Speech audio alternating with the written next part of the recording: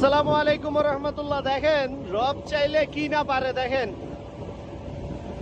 এইখানে কিছু পথ মেঘাচ্ছন্ন, কিছু পথ আবার রোদ।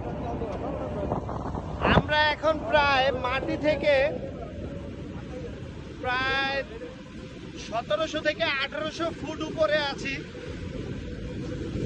তো এই যে দেখেন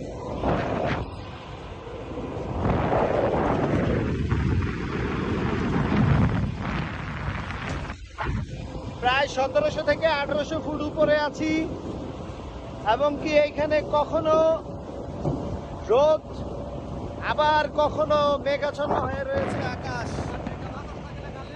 এবং খুব ঠান্ডা ঠান্ডা বাতাস।